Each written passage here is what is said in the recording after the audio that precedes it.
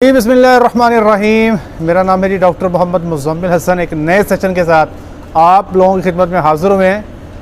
हज़ारों ख्वाहिशें ऐसी कि हर ख्वाहिश पे दम निकले, बहुत निकले मेरे अरमा, लेकिन फिर भी कम निकले। एक अफसोसनाक ख़बर हमारे शौकीन जो किसान भाई हैं जी उनके लिए। उससे पहले ये झटका आज से कुछ 6-7 साल पहले हमें भी लगा था, आज जो कई सारे फार्मर्स को लगा है। पहले ये कोरोना तो होता कोई नहीं था, कोविड का इशू नहीं था, तो हर साल मुकाबले जो थे ना जी, मिल्क कंपटीशन बड़े रेगुलरली हुआ करते थे। और इनका दुरानिया जो था, सरकारी मुकाबलों की मैं बात कर रहा हूँ, ये फरवरी और मार्च हर साल हुआ करते थे। ज़रई यूनिवर्सिटी में तो बड़े रूटीन से होते थे, पत्तों की वाला कभी होता था कभी नहीं भी होता था, लेकिन लोगों को पता होता था कि हर साल मुकाबला होना है।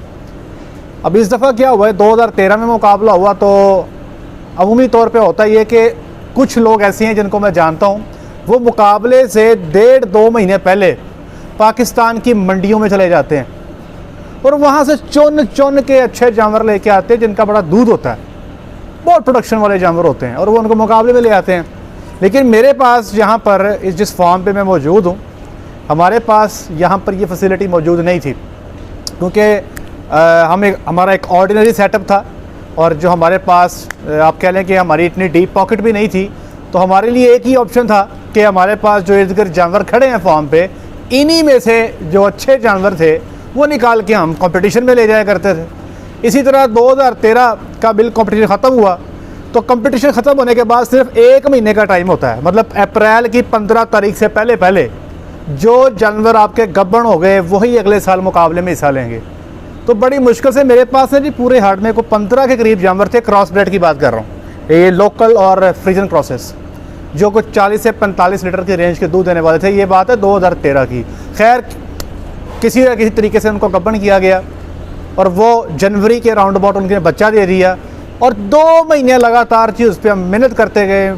मतलब उन जवान जानवरों को अलहदा निकाल लेना, उनकी अलहदा मिल्किंग होनी, तीनों टाइम मिल्किंग पर सर पे खड़े होना, उनकी फीडिंग को मॉनिटर करना, मतलब एक पूरी ना खेचल हुआ करती थी। और हुआ क्या, 2014 में ज़रई यूनिवर्सिटी का मुकाबला भी नहीं हुआ और पत्तों की का मुकाबला भी नहीं हुआ। और जब हम 2-2.5 महीने की एफर्ट के बाद मैंने उस साल 6 जानवर तैयार किए थे, लेकिन उन मुकाबला ही नहीं हुआ। और मेरे पास जो उन 6 जानवरों का दूध था वो 38 लीटर से 45 लीटर तक था, और अभी हमने जानवरों का पूरा जोर नहीं लगवाया था।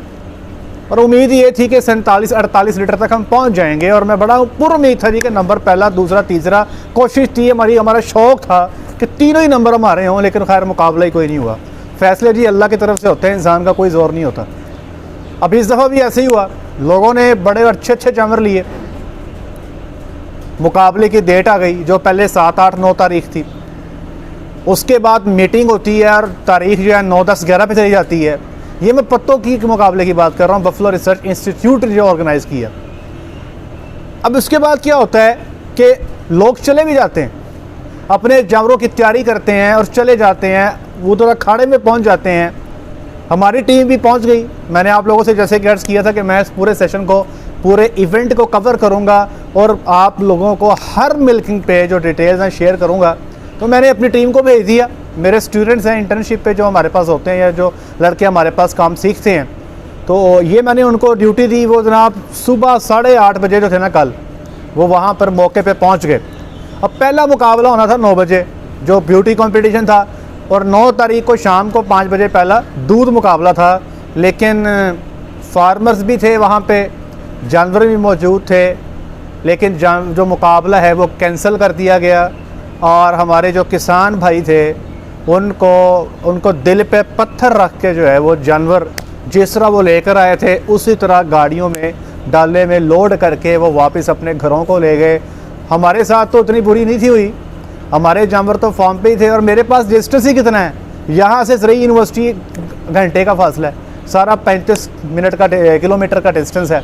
हमारे लिए तो बहुत आसान था वापस आना, लेकिन खैर हमें तो बुलाया ही नहीं गया।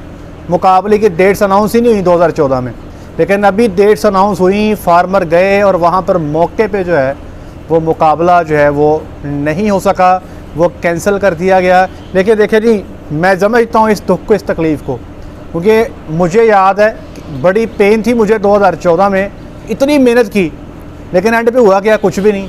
और जिन्होंने मेहनत की होती है ना, वो अप्रिसिएशन मांग रहे होते हैं, वो कहते हैं लोग उनको उनकी तारीफ़ करें।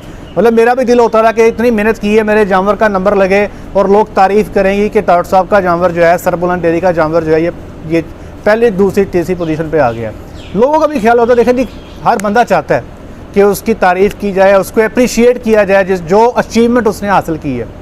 तो इतने सारे एफ़र्ट के बाद जब आप देखते हैं कि मुकाबला ही ना हो, तो बड़ा ना वो तकलीफ़ दे अमल होता है। लेकिन मैं किसान भाइयों को ये कहना चाहता हूँ, देखें जी, लाइफ कम्स फर्स्ट, ज़िंदगी पहले नंबर पे है जी।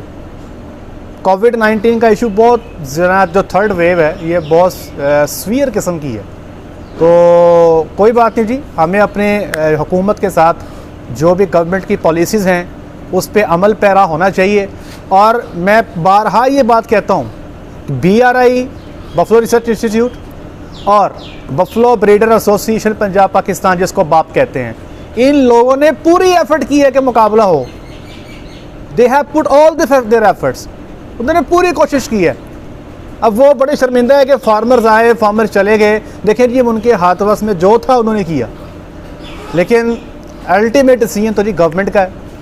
मैं एक तो तमाम भाइयों से ये गुजारिश करूँगा कि अगले साल भी तैयारी करें मुकाबले की, दिल छोटा ना करें। ये ना हो कि अगले साल मुकाबला हो रहा हो और आप दिल छोटा करके बैठ जाएँ, ऐसा ना कीजिएगा। तैयारी कीजिएगा, हुकूमत के डिसीजंस के हमने साथ चलना है। अल्लाह से दुआ ये है हमारी, अगले साल जो है ये मुकाबला दोबारा हो और हमारे मुल्क में ये जो इश्यूज़ हैं, ये स्पेशली जो कोविड का इशू चल रहा है, अल्लाह करे पूरी दुनिया जो है इससे निकल आए, रूटीन पे मामला जो है हमारे वो दोबारा से चल पड़े। फिर ये बहारें, ज़िंदगी रही तो दोबारा भी देखेंगे, बार बार देखेंगे इंशाल्लाह। तो अपने दिल को छोटा ना कीजिएगा, कोशिश करते रहें, मेहनत करते रहें। जो मैं तो कहता हूँ, जो मुकाबले में आ गया, जिसने अखाड़े में पाँव रख दिया, वो विनर है, वो विनर है जी। ज़रूरी नहीं है कि जो 50 लीटर दूध वाला वही विनर है, जिसकी 30 लीटर दूध विनर नहीं है। भाई मैं कहता हूँ जो मुकाबले में आ गया वो विनर है, बस इतनी सी बात है। अपना ख्याल रखिएगा, दुआ में याद रखिएगा। अस्सलामु अलैकुम।